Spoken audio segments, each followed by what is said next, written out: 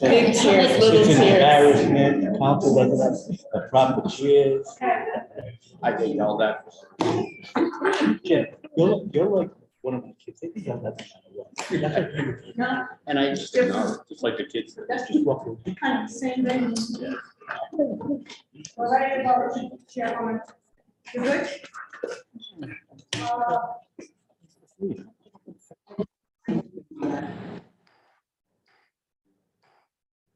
Good evening, all. I'm Councilwoman Joanne Ryan. Welcome to the Committee on Finance regular meeting.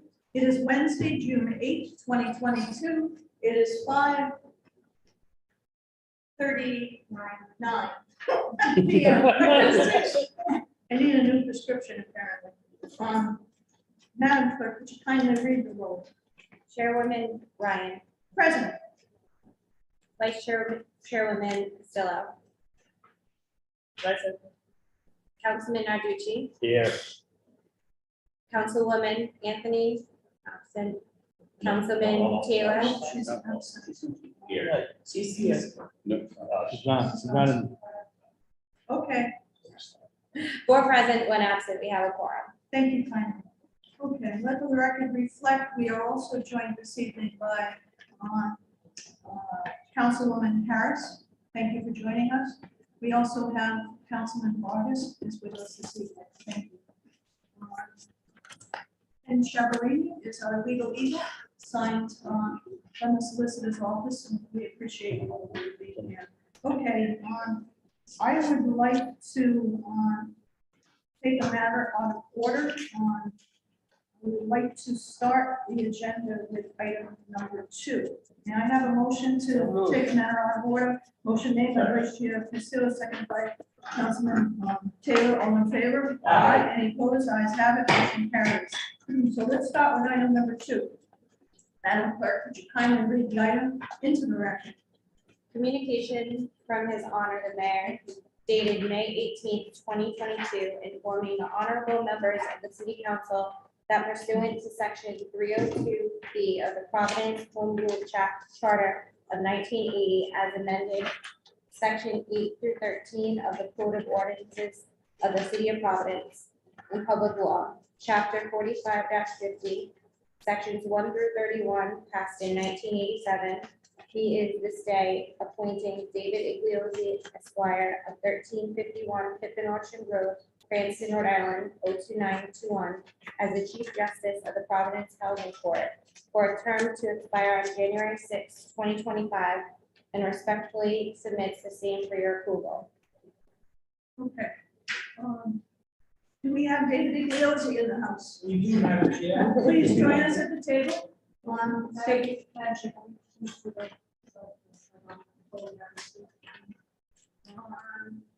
You need to enter the resume. Yes. Okay, Madam Vice Chair, would you kindly offer a motion to add Mr. Igliosi's resume to this item?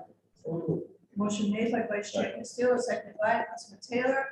All in favor? Aye. Any opposed? Ayes have it. Motion carries. We now have Mr. Igliosi's resume added to this item. Okay. Welcome. Thank you, Madam Chair. Good to see you in this room. We need to swear Mr. Igliozi in. Thank you. You swear under penalty of perjury that the testimony you're about to give is the truth, the whole truth, nothing but the truth. Stop your back. I do. Please state your name and your title for the record. David Igliozi. You must be used to that swearing, huh? So please tell us about yourself. I'm sure many of the folks in this room know about you. You have a long history of service to the city of Providence, but share with us if you would. Everyone has your resume in front of them.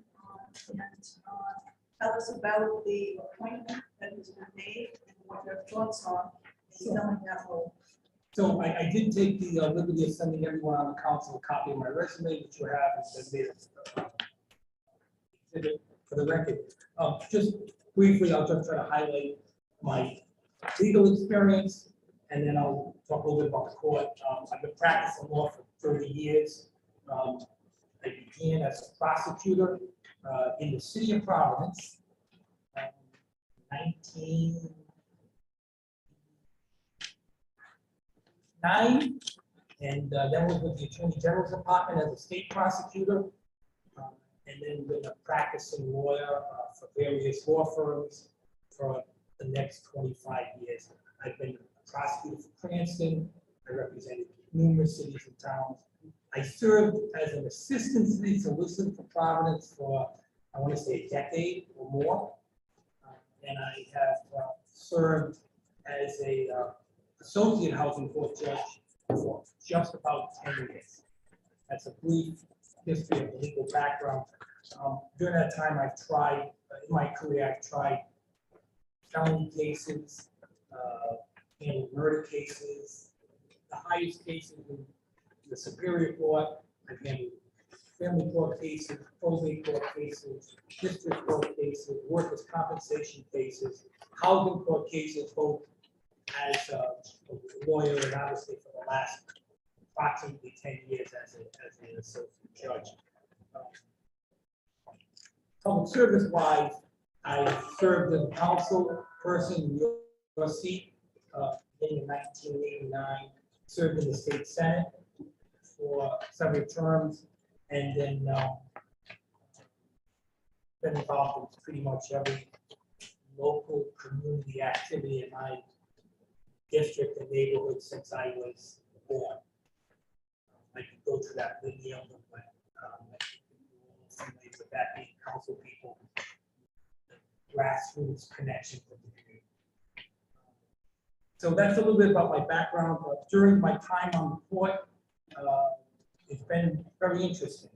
We have had How long have you been on the oh, board? since I want to say, I believe it's, I was trying to look it up. I think it was 2013. So I said about, just about, I guess, 9 years. 2013 was my first appointed by Mayor Tavares, and then been reappointed by Mayor Laws for the last several terms. I'm sorry, I interrupted. No, that's fine. And during my time on the court, we handled minimum housing code. And the problem, as you all know, those are lots of them in the neighborhoods, and they're constantly, the law department is doing, I've seen the change, whether it's spurred by the council action or the mayor or a combination of both, and I think it's a combination of both. The volume of cases have increased, but only like traffic tickets where somebody gets a ticket and they pay it or don't pay it, the car's gone. From the housing violations take time. We've had cases over time that are either bank owned or people own the houses and can't afford to fix it. So there's a balance in the court, right? There's a balance between bank-owned property, commercial developers owned property, landlords primarily, and then homeowners. And I think the court does a very good job, the best we can, to balance homeowners who need financial assistance. There are programs at the Providence Development Agency, as well as other city programs that we try to get them assistance. So not all, sometimes you're faced with somebody that's been in their house for 50 years, and they're 80 years old, they just lost their husband, and they live on a fixed income, and they don't have $50,000 to put on a new roof and new siding. So that person we work with, we try to help them get financial assistance with the help of the city to get low interest loans so that they can fix the property.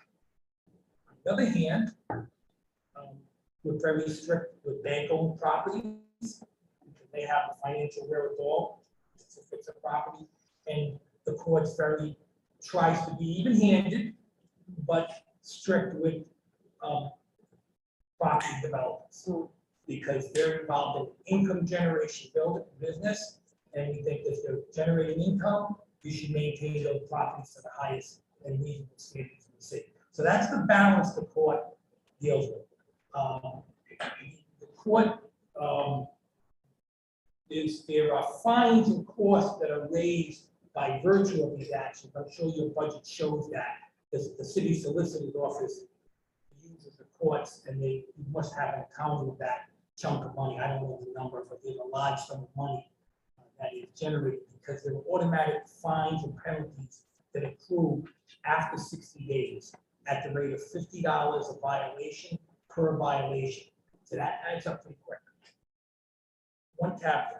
Since the pandemic of March of 2020, there was a stay of those penalties for good reason. As you know, we struggle with those. So what happens to those?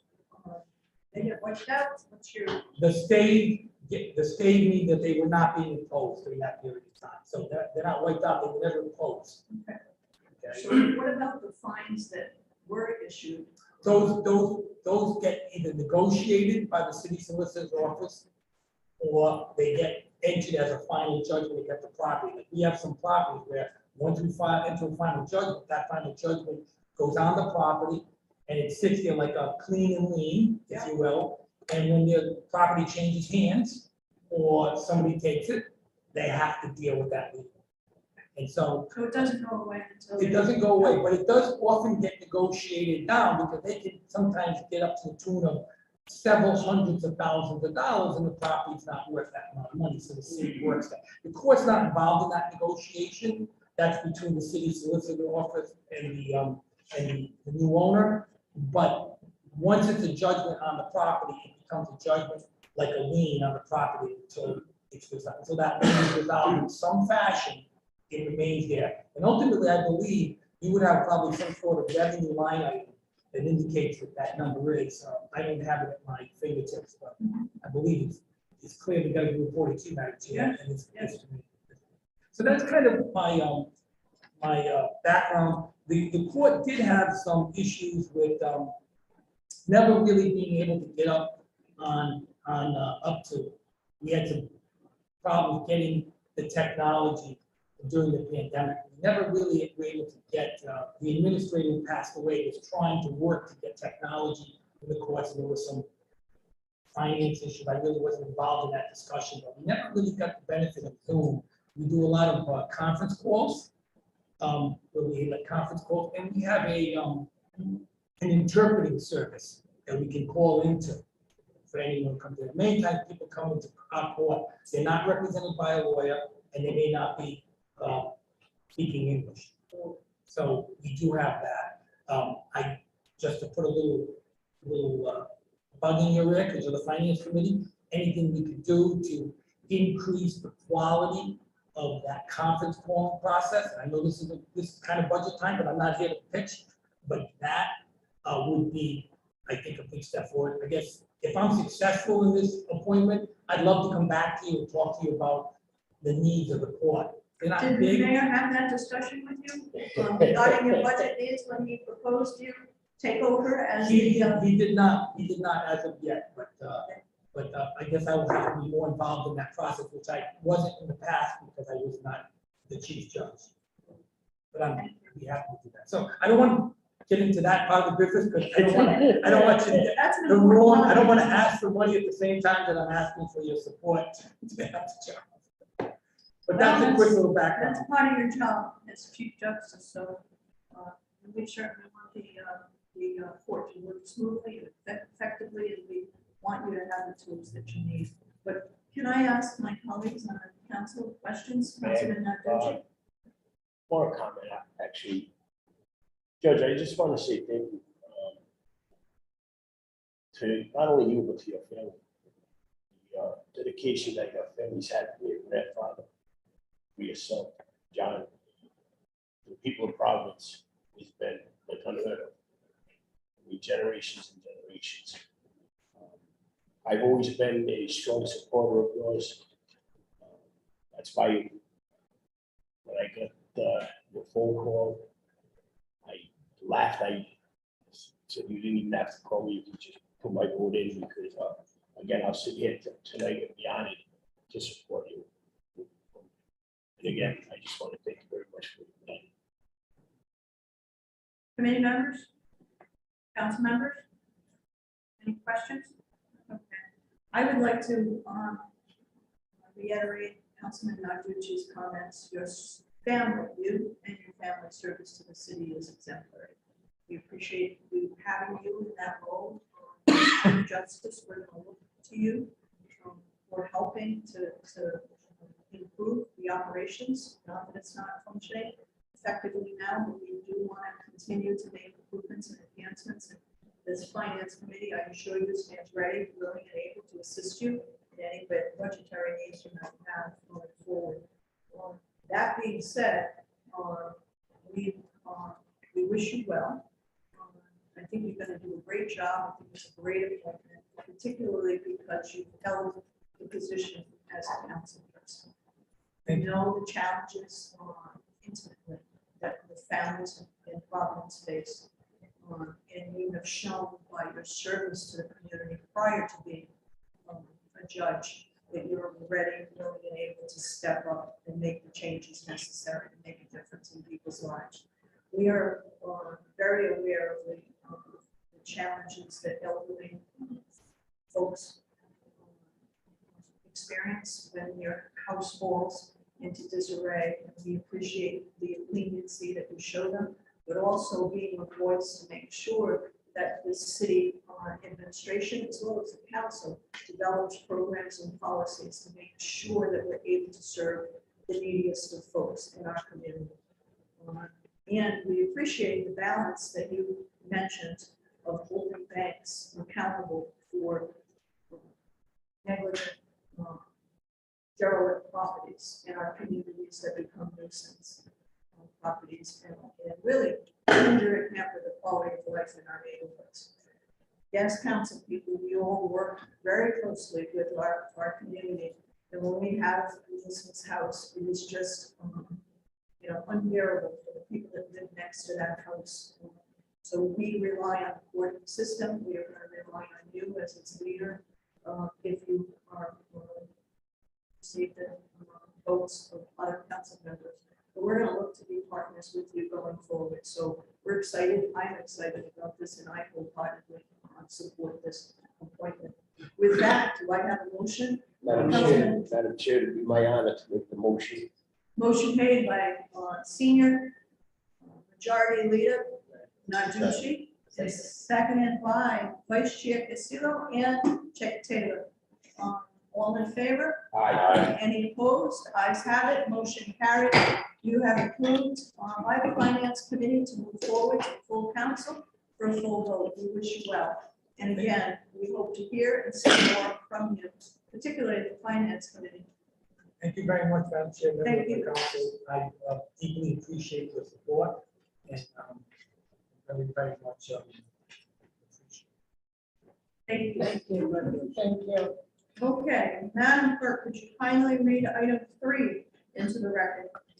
Communication from his honor, the mayor, dated May 18, 2022, informing the honorable members of the city council that pursuant to section 302B of the Providence Home Rule Charter of 1980, as amended, section 8 through 13 of the Code of Ordinances of the City of Providence and Public Law, Chapter 45-50, sections 1 through 31, passed in 1987.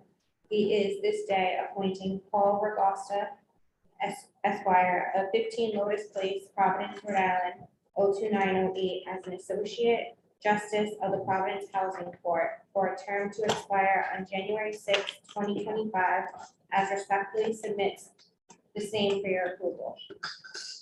Wonderful. Mr. Augusta, you're already at the table. Thank you. Could you please identify yourself for the record? My name is Paul Regosta. And we're going to swear Mr. Augusta in. Madam Clerk, could you help us with Please that? raise your right hand. You swear under penalty of perjury that the testimony you're about to give is the truth, the whole truth, and nothing but the truth, so help you God. I do. Please state your name and state your name. Okay, so you're being appointed as an associate justice on the Providence Housing Court. And the committee has Mr. Augusta's resume before them. I would like to give you an opportunity to talk about yourself. For those on this committee that don't know you, we would appreciate a brief explanation of your background, your interest in this position, and any other thoughts you'd like to share. The floor is yours. You have to do that.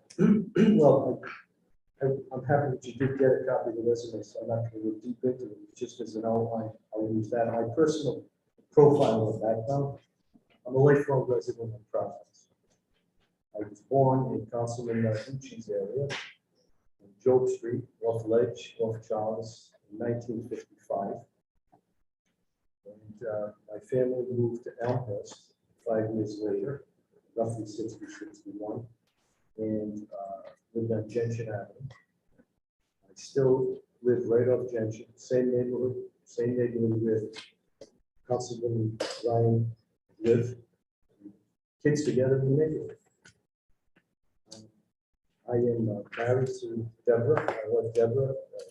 This must be out of date. It says 40 years. It's actually going to be 43 years this August. We have 2 daughters, Sarah and Stephanie. Sarah's a financial advisor with a firm in Boston, and Stephanie is a victims advocate with the Rhode Island Attorney General's office. I am the son of the late Justice Vincent Augusta. My dad was a district court judge appointed by Joe Garrett in 1978, a Democrat, and then a Republican appointed him to Superior Court a few years later. He served till he was 84 years old. Loved his job. He's my mentor. My mom, Carmela, the maiden name was Bruno. My mother was educated in an Ivy League college. It was Pembroke in the day, now it's Brown. My mother went to college in a day where women were not given that same opportunity. And my grandfather insisted she do that, and she became a social worker. And in those days, once you got married, just like being a teacher, you were basically retired from the job. In any event, that's my brother. I do have 3 brothers. My brother Vin, who's an attorney, he's a labor lawyer. He's probably seen a lot on TV with these tough cases he gets involved in. My brother Dominic is a CPA. My brother Peter is a pharmacist. He's the director of pharmacy for the state. Education-wise, I came through the Providence public school system. I went to classical high school, graduated in '74. Then I went out to Suffolk University College of Business. I received an accounting degree. And then I went to work for the Rhode Island Auditor General as an auditor. I went to law school evenings while I was working there. And once I graduated, I kind of lobbied for the legal counsel position, which I was lucky to get it. Part-time, as you can see. And I'm still legal counsel for that office. I work with the current Auditor General, Dennis Hoyle, which is finance people, you probably know that. Let's see. My bar, I'm a member of the Rhode Island Bar since 1985. I'm admitted to practice in all of the courts in the state, including the Rhode Island Federal District Court and the First Circuit United States Court of Appeals. I have, as far as my practice overview, I practiced on every court level in the state. Currently, I have a very active district court trial practice, and I do practice in the Rhode Island Superior Court on a regular basis. Let's see. I don't like to talk too much about myself, but I guess you got to hear this stuff, right? My office is a very high volume practitioner in the district court. Chief Judge LaFazio asked my office to serve in the pilot program when they went with electronic filing about 5 years ago, which I was honored to do that. She also asked me to be on the COVID task force last year. As you know, everything changed, and the courts were not an exception. We had to collaborate with the chief judge, with clerks, and there were a few members of the bar, myself, more a plaintiff's attorney, but we brought Rhode Island Legal Services folks in, so we had a nice blend of people, and we put together some good hybrid rules to allow for safe re-entry into the court system. So that was a great experience. My practice is largely a civil practice. I don't practice criminal law, and I don't practice family law. I've been a lawyer 37 years, so in the beginning, you try some different things, and those were areas I didn't have an appetite for. But I did have some exposure to the criminal system when I was with the Auditor General. Just before being admitted to the bar, I was asked to we were loaned over to the then Attorney General Violet, and she needed help with some of you that are old enough to remember RIMFAC. Rhode Island. And as you know, that ended up in the director of that agency going to jail for various crimes. But that was a great exposure for me, working with the grand jury. I worked with state police financial crimes. There were volunteers from different municipal police agencies that came in, and they brought myself and another officer in. It was really an education, great, unbelievable education. Let's see, I do represent some nonprofits in Rhode Island, one of which I'm very proud of. It's known more popularly as Wickham Village in the west end of Providence. I've been involved with that community, as Councilwoman Harris knows. She's a great supporter of Wickham Village, and probably 35, at least 33 years I've been involved here. I've done work with the Roger Williams Daycare Center, which is again, it's got the support of this council, Councilman Harris, Councilman Narducci, and others. I don't want to leave anybody out. But that's been a great experience working with Phil Evans there. As far as other experiences in government, I did serve on a 3-year term on the Providence Bureau of Licenses back in 2008.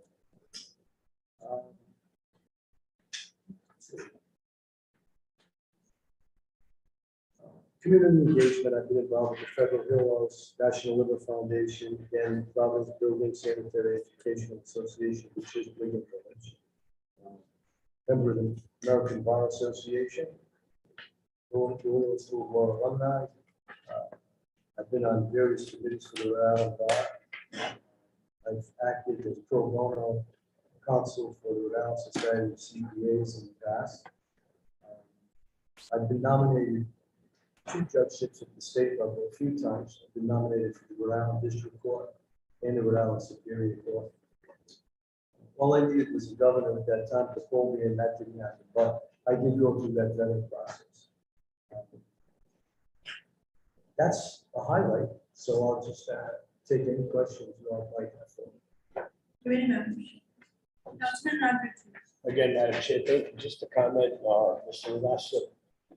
I'm going to tell you like I told Mr. Igliozi. I just want to thank you guys, you and your family, for moving to the people of Providence and to the state of Rhode Island. Hearing what you just said about the Providence public school system, going through this Providence public school system and becoming as successful as you have means a lot to me as a Providence resident. And I'm going to comment my own feelings here. Also,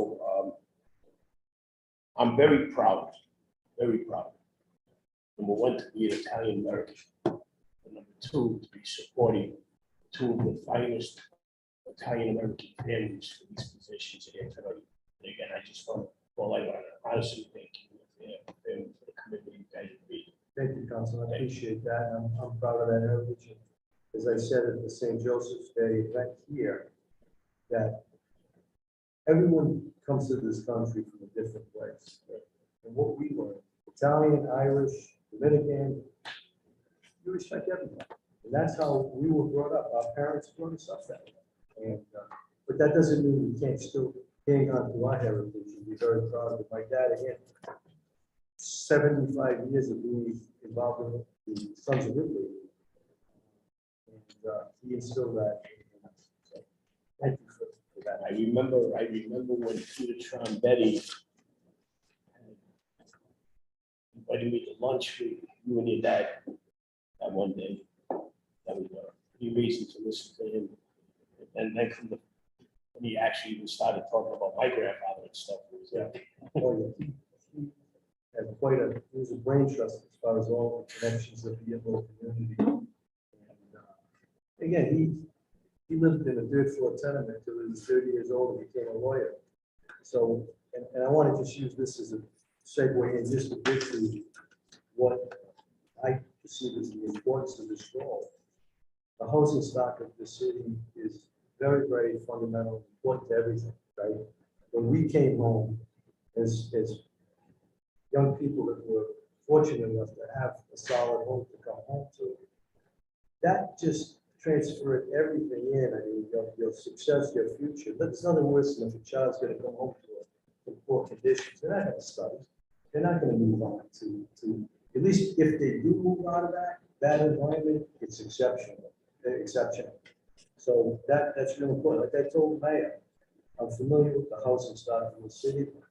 When he called me and asked me to serve, he told me, and I said, Mayor, I know, kiddingly, I know most of the cracks and all the sidewalks around here. I took a tour the day before that Zoom, and I went around the city. I did a field trip. I went to the south side, east side, west side, Charlestown Avenue, Washington Park, just to get a feel for where we're at. And my reaction is, the city's got great bones in terms of housing, right? It's a question of staying on top of it. It's good to see certain streets. I think there was on Compton. And there was a rehab going on that said funded by the Providence revolving fund. And that was so, it was just so nice to see that. You know, my only concern would be, it's more policy than just enforcing codes and stuff, because that's the job of the judge's court. But gentrification is something we have to kind of be aware of. My daughter lives in South in Boston. Developers come in, you can't touch a condo, 1,000 square feet is $1 billion. Right, so that's something that I think policymakers have to be aware of and watching that. There is two sides to that. So, ready for more questions? Thank you. Anyone else? Committee members, council members? Madam Chair, Paul forgot to mention his dad was also an Mr. assistant city. Solicitor, please. Oh, he was an assistant city solicitor at one point, That's right, Kennedy. He was in with the corner office here. Or downstairs in the second floor. So absolutely. Yeah, we still look at some opinions from his dad, which are still helpful. yeah. I mean, he was just a fantastic individual. You know, if I'm half the judge he was and half the man he was, I'd be pretty good. You all should vote for me if that comes to be. He was just, you know, he was the guiding light for me and my brothers. Yeah. Well, I'd like to say, your dad would be very proud of you. Yes. And I can say that because I grew up, I was up the street, you were down the street. That's right. And you have a beautiful family. Yeah, And his dad was a remarkable man. And you certainly, it's exciting to see your history throughout the years and all your accomplishments. And I'm happy, I see that you mentioned that you had some nominations, you went through the state nomination process. I'm glad to see that Providence is stepping up to the plate and making sure we get you into a judgeship role. You have tremendous background, tremendous experience, and we are absolutely blessed, not only that you live in our city, you care about our city, and not just today, not for this appointment, for your entire career. And I'm also impressed. I was by your house the other day because you're in my ward still. I was campaigning, but you live in a modest home in the Elmhurst neighborhood. You choose to stay in the neighborhood you grew up in. So to your credit, you do know the housing stock. You not only know the housing stock, but you know the families. And you know the struggles that they go through to maintain healthy and affordable housing or homes. So this is a really great appointment. I'm particularly, personally, very happy to see the mayor select you. With that, I don't see anyone. Oh, Councilman Narducci, would you like to make a motion? I would be honored once again to make a motion. Motion made to approve this appointment by Councilman Narducci, seconded by Vice Chair Castillo and Taylor. All in favor? Aye. Any opposed? Ayes have it. Motion carries. Thank you. You have received the approval of your appointment on the recommendation will go to the full council for a vote at the next council meeting, correct? Right. Okay. At the 16th. So the full council will vote on your appointment. Good luck to you. Thank you very much. Thank you. Thank you all. Thank you. Okay, now we're going to go back to item number 1. Madam Clerk, would you kindly read that matter that was taken? is taken out of order. Communication from His Honor the Mayor dated May 9th, 2022, informing the honorable members of the City Council that pursuant to sections 302B and 1103 of the Providence Home Rule Charter of 1980, as amended in Public Law, Chapter 45-8, Sections 1 through 31, passed in 1987, he is this day appointing Keith Lancaster of 99 Morgan Avenue, Johnston, Rhode Island, 02919, as a member of the Human Relations Commission for a term to expire on May 31st, 2025, and respectfully submits the same for your approval. Okay, thank you. Is Keith Lancaster with us? Please join us at the table, and Madam Clerk, would you kindly swear in Mr. Lancaster? Please raise your right hand. Do you swear under penalty of perjury that the testimony you're about to give is the truth, the whole truth, nothing but the truth, so help you God? I do. Please state your name and the title for the record. Keith Lancaster. Okay, Mr. Lancaster, could you please, so we need to substitute, correct, Madam Clerk? We have a letter to substitute along with the resume. So motion to substitute the letter from Mayor Jorge Alonso dated May 9 to the members of the Providence City Council. Motion made by Vice Chair Castillo, seconded by Councilman Narducci. All in favor? Aye. Any opposed? Ayes have it. Motion carries. The letter has been substituted. We also need to enter a resume. May I have a motion to enter the resume provided by Keith Lancaster for tonight's meeting? Motion made by Vice Chair Castillo, seconded by Councilman Narducci. All in favor? Aye. Any opposed? Ayes have it. Motion carries. Mr. Lancaster, we now have your letter of appointment. Apparently, there was a correction in the address. Yes, 99 Morgan was expressed in. it's actually 9. It's actually 9, Morgan. 99 Morgan was expressed on our agenda in the letter that was presented to us and just entered into the record has been edited or changed to read 9 Morgan Avenue in Johnston. Okay, so you've been sworn in. Please tell us a little bit about yourself. And you do reside at 9 Morgan Avenue in Johnston, Rhode Island. That is correct. Okay, tell us a little bit about yourself. Okay. Why you want to serve on this board. Okay. My name is Keith Lancaster. I am not a Rhode Island native. I've been here for about 5 years. I am a two-time New Englander, shall we say. I lived in Boston for several years. I was born and raised in Florida, graduated from the University of Florida, moved to Boston, lived there for several years, lived in New York, moved to Atlanta, lived in New York, and moved back because my better half received a great position at BU. I am a agile project management coach professionally. And I'm currently at Positive Planet, nonprofits, a global nonprofit organization. And particularly my desire for public service is why I'm from here today. I was a member of NAACP Atlanta, and I'm currently a member of NAACP Providence. I've been very active with them, as well as the African American Ambassadors Group. Sorry about there was other groups, RIBA, Yes for Cannabis. Most recently, I received I earned my certification in biomedical and pharmaceutical cannabis at University of Rhode Island. And wow, that's about it. I can go on and on.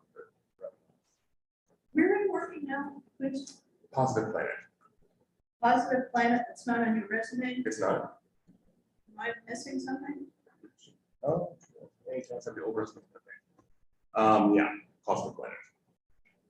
What is Positive Planet? They're a global company. I work I'm remotely. sorry, sir. They're global. Global. Yes, they're based in France, What do they do? Paris. They're a nonprofit. They encourage and grow businesses for minorities and women. Globally. Committee members, any questions? Madam Chair, if I may. Please, um, Councilman Alucci. You got impressive resume. Thank you. Unfortunately, Keith, I have never supported any members of any commissions that do not live in the city of Providence. Okay. So with that being said, I will not be supporting this particular matter tonight. Again, it's nothing personal to you. No, that's fair. That's fair. You know, you've got a really impressive resume. I read it twice. And I even said to my wife, it's too bad Keith doesn't live in Providence. Yeah, I knew that would be an issue. And I'm just being honest because two things I've never done is support anybody that doesn't live in Providence for any of these committees. Number one, I've never supported an appointed school board member. I don't believe in that. So I want to tell you that I just don't want to vote to deny it with my reason why. Oh, I can respect I that. can understand that and respect that. I can respect that. When we first moved back, I did live in Providence for a year before we bought our house in Johnston, but I'm sure that doesn't make a difference. I think it takes many points to solve the problems of social inequity. It doesn't matter where you're from. It takes a collective. And I think that I bring, regardless of my journey, I bring a. Okay, thank you. There's someone who approached me before the meeting and asked if they could speak on this appointment, and I'm allowing that. So if I could just ask you to step forward, identify yourself, swear yourself in.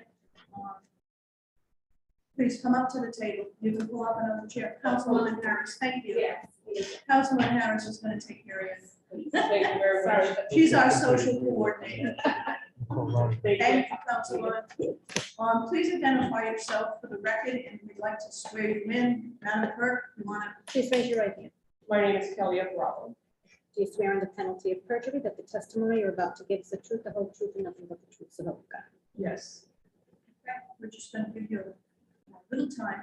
You wanted to speak, and we'd like to hear you. And I appreciate the opportunity and thank you for your time. I am the former vice chair of the Human Relations Commission and also served as the secretary in my short term.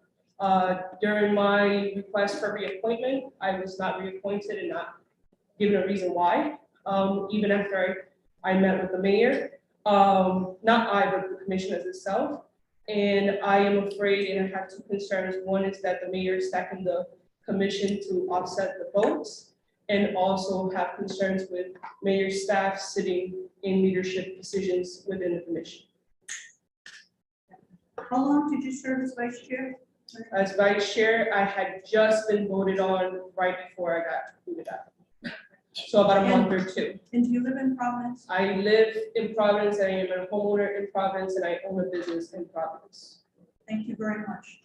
Thank you very much for your Thank you for your testimony. time. Committee members, any questions, Councilman? Just one, you put in, I'm sorry, you Sorry. put in interest that you wanted that position again.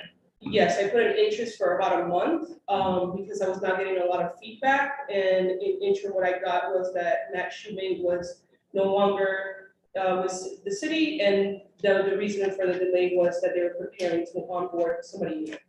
Who And then- notified you of that?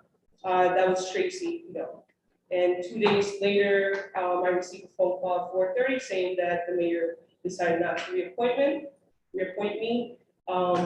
We requested a meeting. 2 weeks later, we were given a short Zoom, and he seemed not to be aware that I was not even reappointed And you were the only one that was not.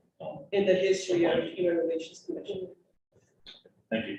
Thank you. Thank you very much for coming forward today. Thank you. Appreciate it. Thank you. Committee members, what is your thoughts on this appointment? What would you like to? Madam Chair, you read my thoughts, so. Would you like to make a motion? I'd like to make a motion of denial. Second. Motion made by Senior Deputy Majority Leader Nanducci, seconded by Leader Taylor. And Council Vice Chair Castillo to deny this appointment. Okay. All in favor? Aye. Any opposed? Ayes have it, motion carries. This item is denied. I'm sorry, it appears that you wanted to serve on the board, but I believe that the committee expressed living in Providence is very important to us, particularly for boards such as this. So thank you very much. Thank you. Okay, with that, next item.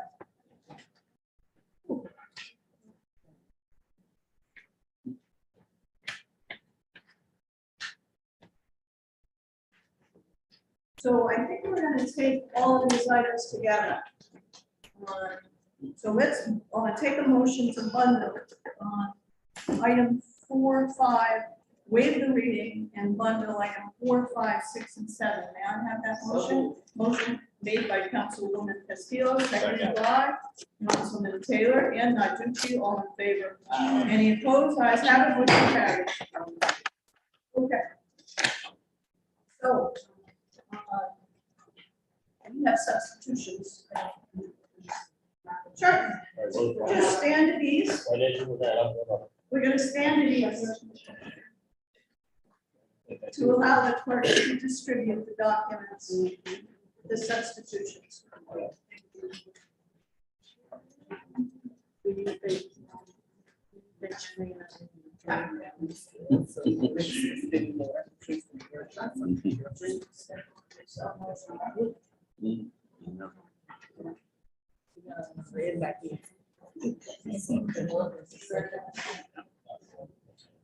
Gotta have another check out. Tina, you know why she emailed, obviously, you sent her the documents. You want to check that? Yes. These? I can take this one. Yeah. Was it me? I thought, let me see, because he, yes, please. Yeah. It was me. Oh, that's the third. Oh.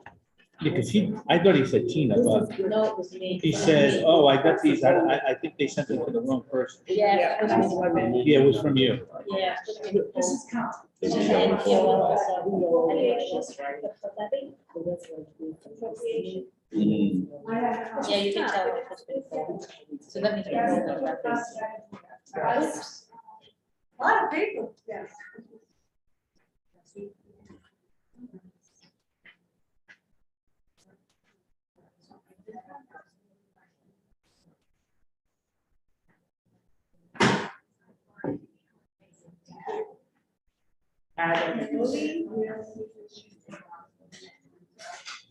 Did you put the side on it? Yeah. Oh, no, I didn't have that. So we're gonna have appropriation, let me appropriation contracts, make sure that's what.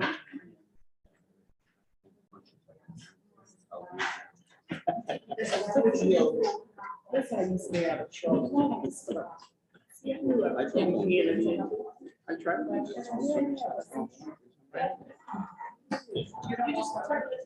So do you, this is number one. Oh, okay. Just make sure you have that the appropriation contract. All Kim, I didn't see my big pay raise in here. It's in the next bundle. Next year? No, next bundle, that war. I thought we were eliminating the treasurer.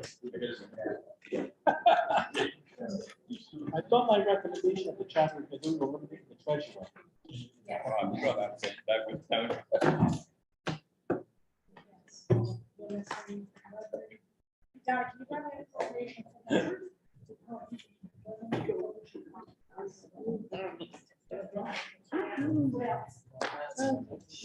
What else? Just the three of them. It's four, that's four documents. I'm missing one too.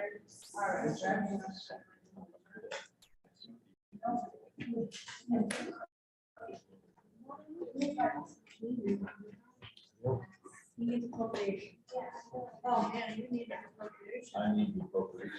What do you- What do you need? Now, is that an appropriation or appropriation? Revenue accounts. You probably need appropriation. I didn't know if that was like that. Someone help Councilman Nodrich to make sure it's got I'm all. not really sure. Okay, I have four different ones. What was that for? I hope I got mine right. Try to do it with appropriation. You need- Yeah, same over here. With these three. like me. Same with this one. Let me see how you got yours in order. How you got in order? Just in order. Because it's 1, 2, 3. I need another one. Too many. Appropriation, class. Levy. You said there's four. Yes. Okay, thank you.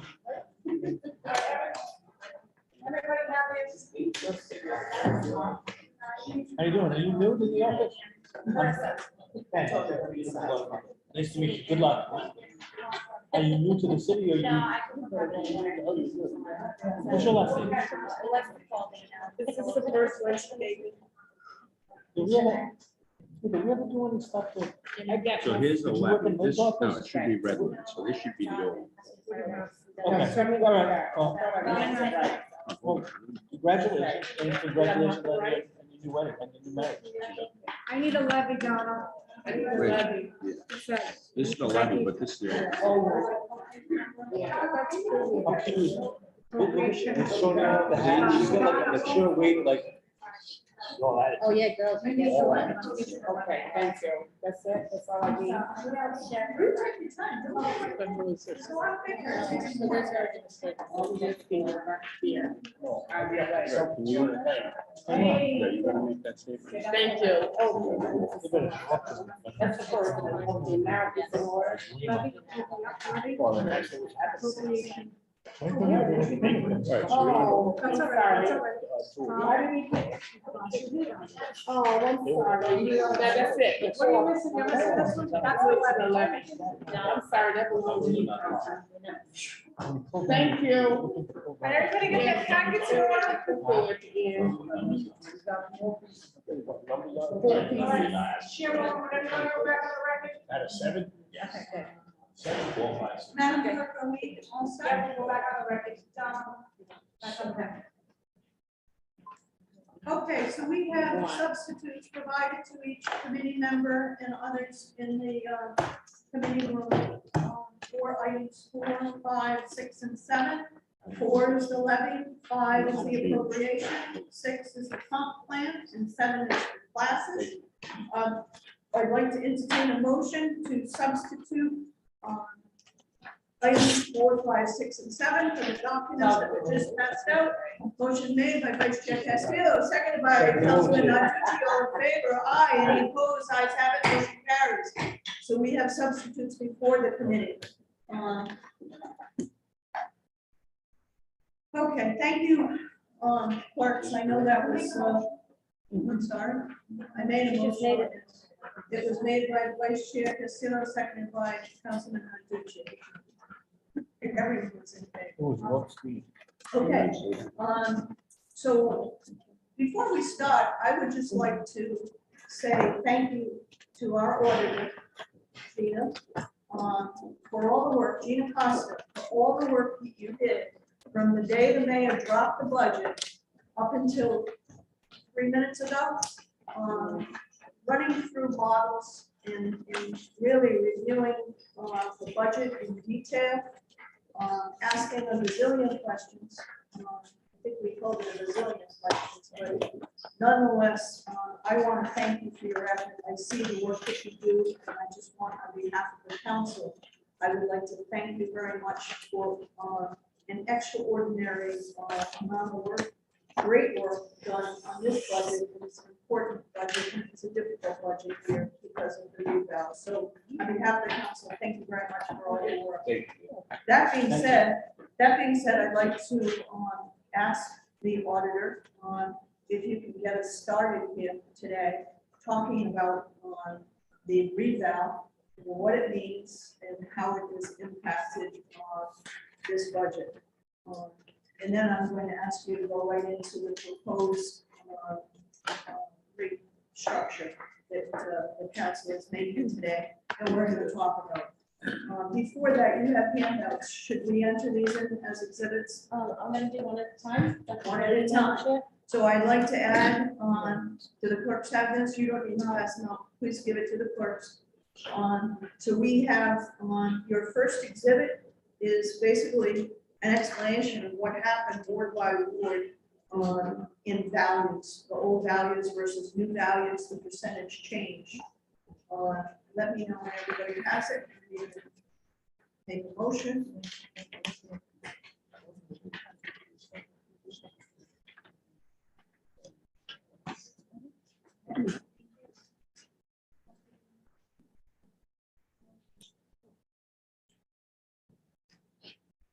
Okay. May I entertain a motion to enter this as an exhibit on Exhibit A to items 4, 5, 6, and 7? Motion made by Vice Chair Castillo, seconded by Councilman Narducci and Taylor. All in favor, aye. Any opposed? Ayes have it. Motion carries. We have this average change in assessment by ward entered into the record as Exhibit A. Madam Auditor, please continue. Madam Chair, Oh, thank you. we need to swear her in. Madam Clerk, please swear in. You're a sworn, we're okay, we're gonna give you a bio. Please continue. So looking at the levy ordinance, which is the color 8.5 by 11 with the purple red lines, you'll see that the council is proposing to decrease the residential tax rate to 1780. And that's what this is focused What are you on, looking at? the levy ordinance. Okay, we've got this exhibit. But I'm, is that from the levy ordinance? I was hoping that you were going to explain, I'm sorry. Okay. I was So- hoping you were going to explain the values, the change in values by ward. We entered this into exhibit, so if you wouldn't mind starting with this. Okay. Thank you. So the sheet before you shows by ward the old values that were done in 2018 with any improvements over the years to 2021, and then the new values as of 12/31/21 and the percentage change since that last value. Citywide, the old value was 267,865. And the new citywide average value is 391,926, which is a 46.32% increase. As you can see, some of the wards range from 33.08% increase to 65.05% increase. And this is all residential properties. So can you help us understand what that means? So the folks that have, less than a 46.32% on change, how are they impacted? And then the wards that have, higher and lower, explain the difference. What does it mean? At the rate that the mayor proposed, anyone with a larger increase in their property value will see a tax increase. So the mayor's plan, basically, if your property change was higher than 46.32% or around there, I understand you've been, right. So around that amount, you'd have a significant increase in your value. Below that, the values that changed below that or had less change in their property value saw They see a decrease in their property taxes. So that's how this chart lays out. And that was how you started. Your assignment was to try to figure out how we could adjust the tax rate. Is that what he did? Okay. Decrease the residence rate, yes. So that was the exercise you had. I also have another form that will go through that right now. Yes, I'd like to do that. Yes. I just, you continue doing what you're doing, I just by looking at this, it appears that our less fortunate neighborhoods are crucified. Yes, Ward 11 got scored. Councilwoman, please. I'm I'm sorry. sorry. Continue. Councilman, No, that's. that was all I a need to comment say. that you wanted to make? Comment on that. Okay, thank you. Councilman Harris, you have a comment? Yes, I want to thank my colleague for pointing that out because, yes, it definitely, it just didn't make no sense to me. Okay, Struggling neighborhood already. point taken. Thank you. Thank you, Madam Chair. No worries. Okay, so, Madam Auditor, you have a second exhibit that you'd like to tell us what this is about, and let's enter this as Exhibit B to items 4, 5, 6, and 7. Motion made by Vice Chair Castillo, seconded by Councilman Tucci and Taylor. All in favor, aye. Any opposed? Ayes have it. Motion carries. Madam Auditor, please tell us what Exhibit B is about. Exhibit B shows the change in values of taxes, the average change from those average values that you just looked at. With the homestead exemption and the non-homestead exemption. So for example, I'm just using one just because it's the first one. You'll see in column B, that is on average what they would pay for taxes today. So the average in Ward 1 was $8,039.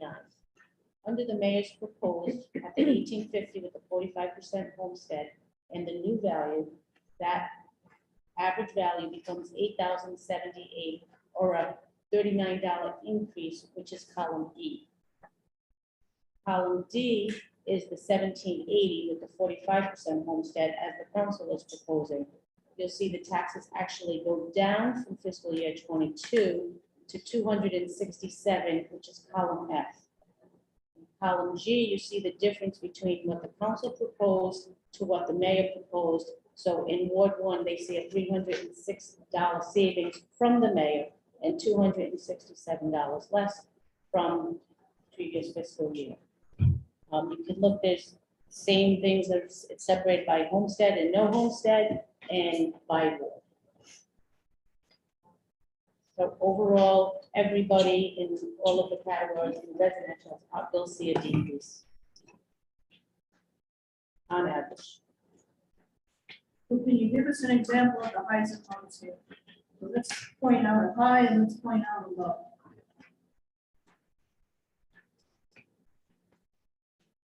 Ward 2 has the highest decrease. In 2022, the average taxes was $10,504. Under the mayor's plan, it would have been $9,915. The councils, it would be $9,540. It's still going down. So their decrease compared to the mayor's goes down $965 versus $590, which is the mayor's proposal.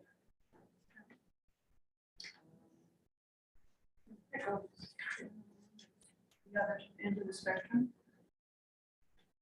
That would be Ward 10, 11. 11. You're right. Let's do 11 since Councilwoman Harris is at the table. Okay, fiscal year 22, average tax was $3,816.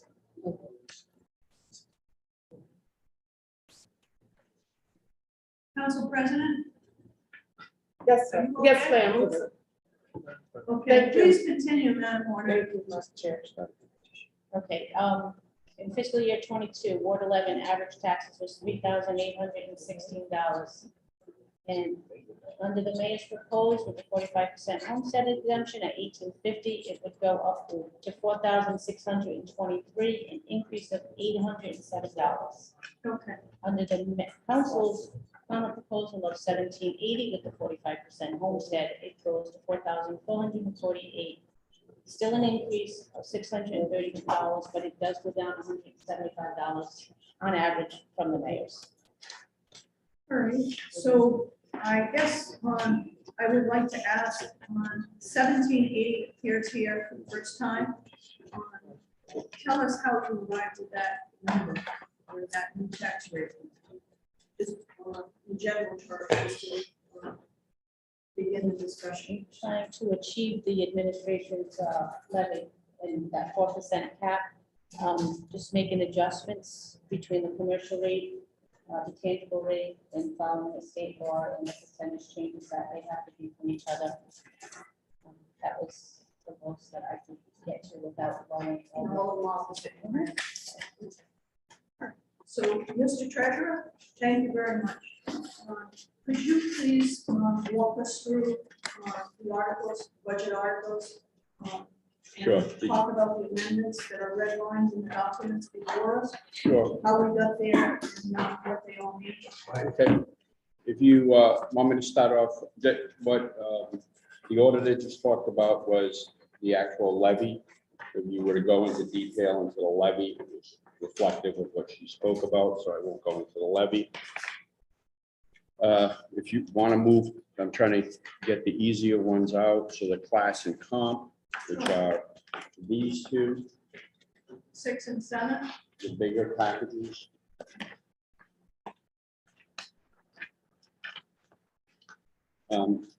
So you may see some changes in here.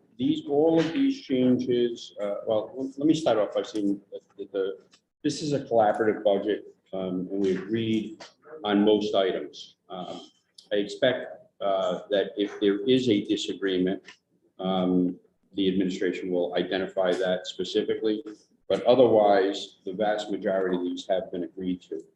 So the class and comp are basically either technical changes or changes that were agreed to. I'm going to say a small amount of them. So if anybody has any specific questions, I'd be more than happy to answer them, but again, either technical or agreed to. And moving on to the appropriations. Yeah, the appropriations ordinance. I'll yield to the auditor for 1 minute and she can explain one of the changes. My apologies, I made a technical error right on the summary of the revenue accounts. I transposed a number that was, instead of reading 568,341,359, it should be 568,339,683 dollars. That was a purely technical error on my behalf. All right, So so I will let's make get, that correction. let's get that change made right now. So the correct, it's to, number 5, it's to your, oh boy, it's to number 5 before you. And the last number, the total number is what you're correcting.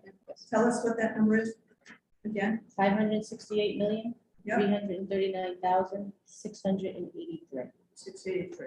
Okay, let's get that motion to amend item 5 to use the corrected number provided by the auditor. Motion made by Vice Chair Castillo, seconded by Councilman Taylor. All in favor, aye. Any opposed? Ayes have it. Motion carries. So that document is amended. Is that carried through anywhere else that needs to be changed? Madam Auditor? No, it does not. That's the bottom line.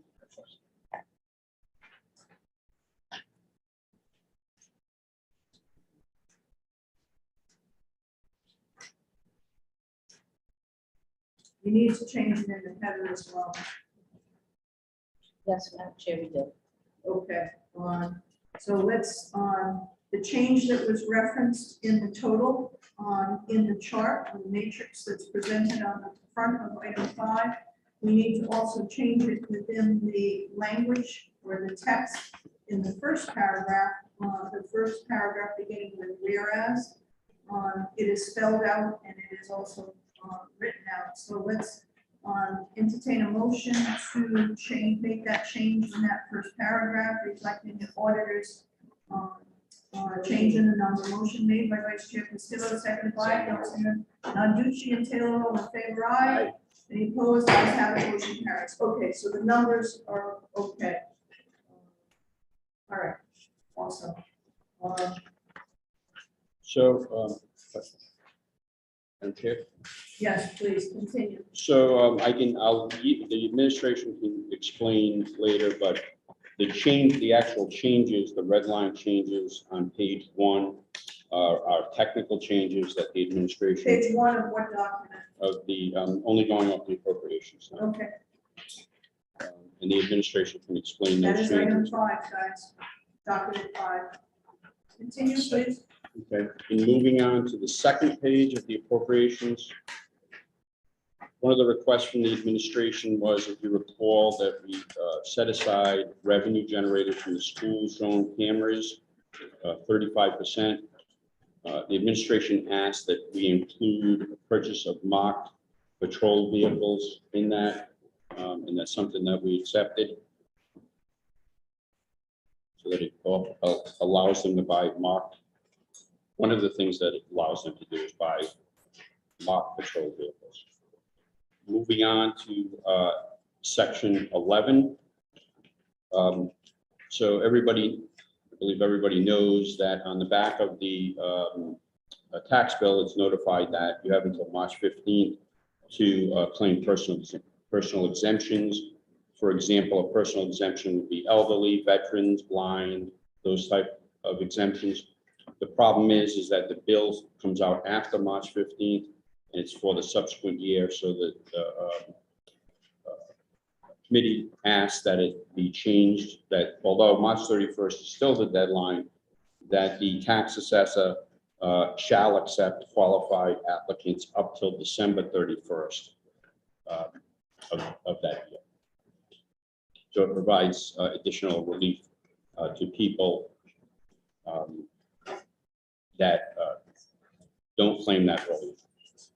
Section 12, the position of fire chief shall only be funded if a qualified full-time fire chief is appointed at not more than $175,000. As you know, we haven't had a fire chief since July 2015. And that's something that again, the committee wanted to move forward on. As you know, there was a small business program in ARPA. There was money set aside for that. We are actively trying to move forward on the small business program in Providence. It's expiring on June 30th of this year. We are reassigning any unspent funds out of that account to a small business infrastructure and other capital improvements in the various wards to be split up equally. Moving on to section 14. This is one of the things that if it's required, 5 million, one of our obligations was $5 million for the Superman building. There's a lot of hurdles that have to be jumped through to get there. But at the end of the day, $5 million was not set aside in this budget. And we wanted to signal to the State House that we were prepared to spend the $500 if it's needed. And we did put aside the ability to use those funds if necessary. Item number 15. This is a technical issue that I have reported on a number of times as the auditor, but the current auditor is the one who actually thought about putting it in an ordinance. So thank you. We've always stated, so people get, for example, 2 weeks in the first year of vacation time, second year, they get 2 weeks, and then they accumulate it. The problem is, and I believe that the administration or the council has authority to, for example, to give 4 weeks in the first year. But once you give vacation time, it's paid out, it's compensated when you leave. So this sets up a different category. So if we were to get 2 weeks in the first year and the administration said, listen, this is an important position, we're going to get 4 weeks, the other 2 weeks goes into paid time off. So if they would happen to leave the city, they're not paid out for that.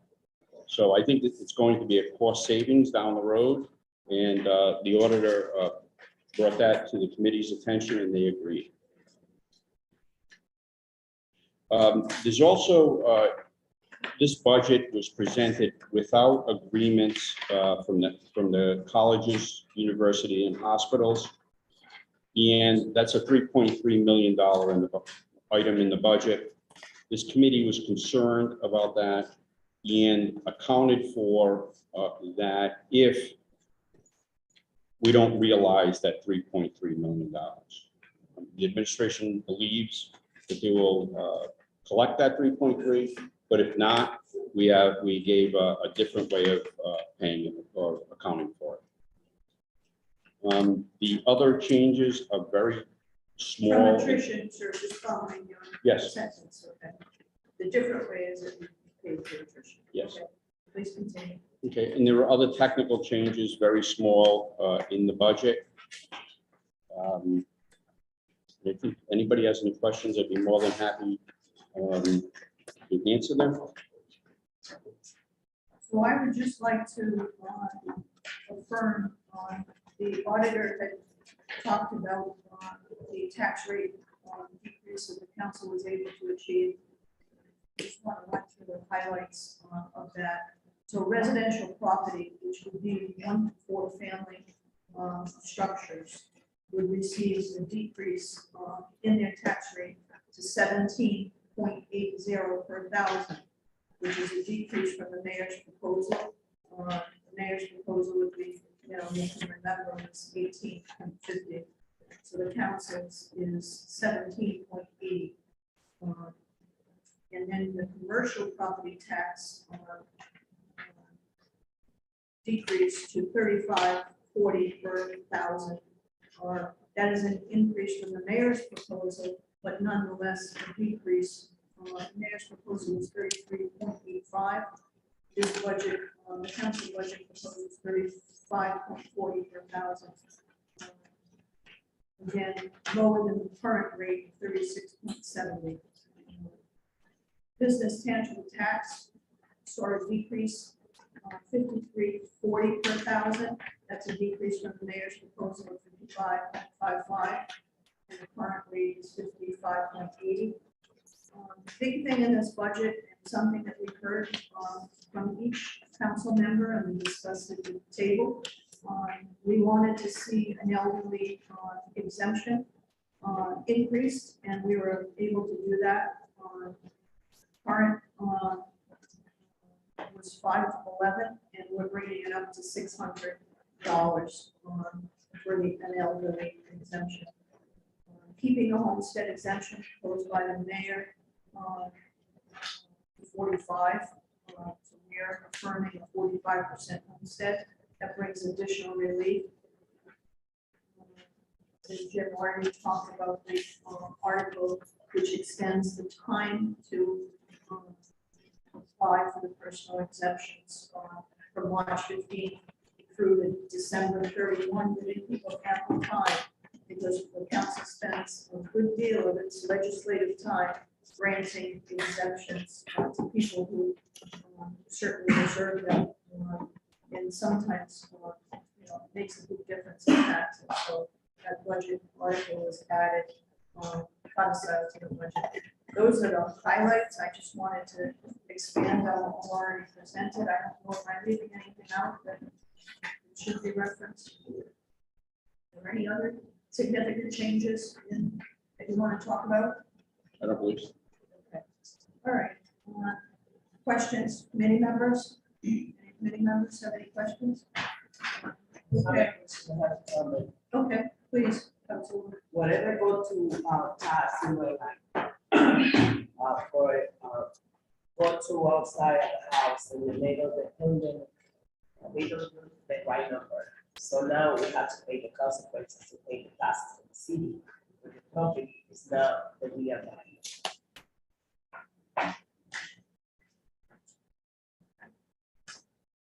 Councilman Vargas, you had your hand up? Yes, thank you, Madam Chair, and members of the committee. I know this is already done. I might be barking to a wrong tree here. now we have to create different programs, how we want to help the property owners to get this through, because the numbers already taken. The thing I don't see is why we have a 33% and a 37%, and then it's like a balance. They put more weight on one side and less weight on the other side. So the balance really, the rocket ship that went sideways. And I see that went all the way down to the other side, the high now. My area is getting a 60% increase. 111 is getting 65. 58 on 12. 13 is getting 50, I'm sorry. And 64 were not. These areas are where the people make less than $50,000 a year.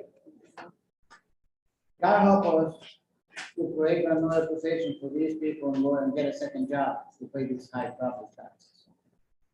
So my job from now on will be how to create a new program to help these property owners that they will be asking for help.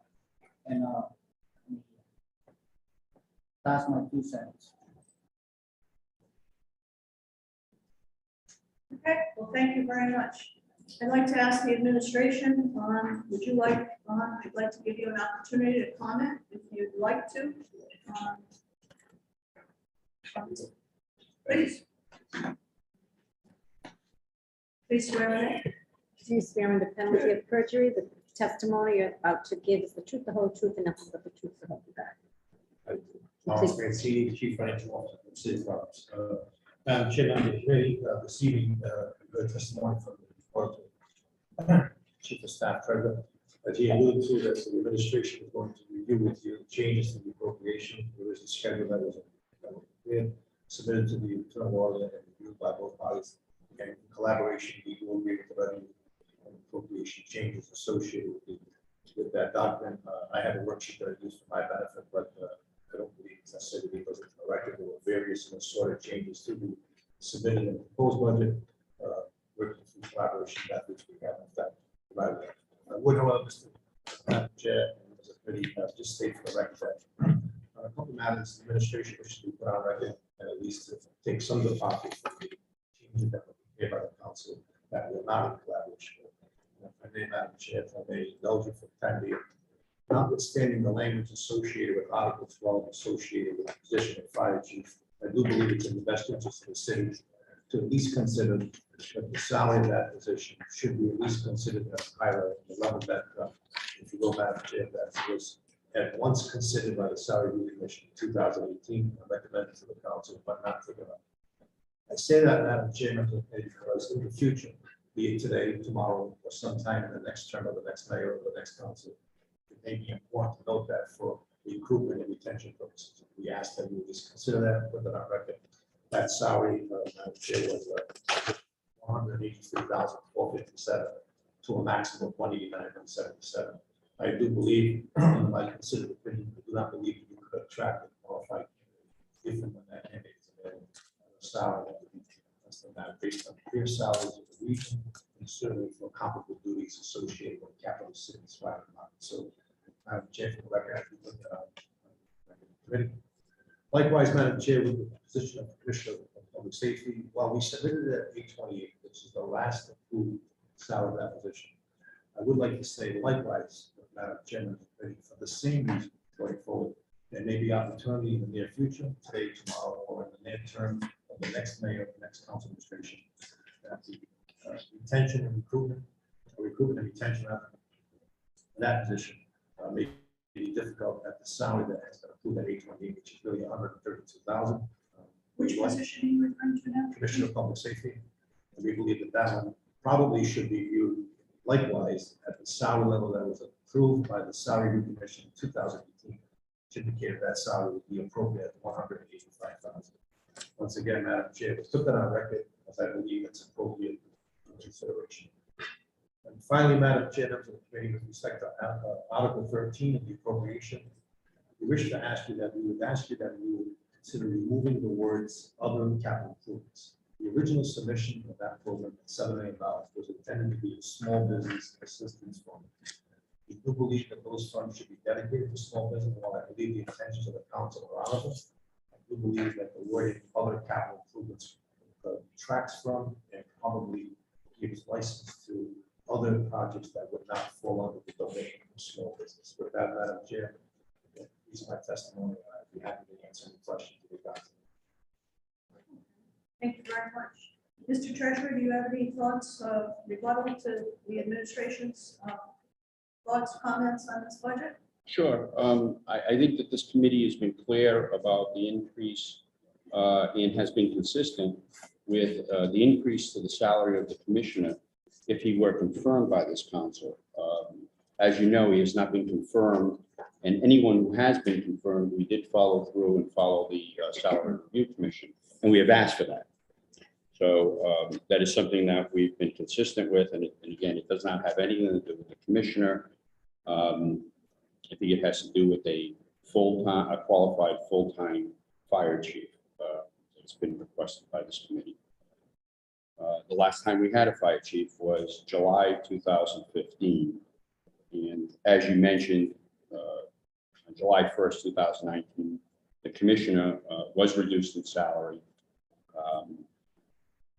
to the last known approval after the salary review commission of an 828, which again is approximately 130,000, as you said.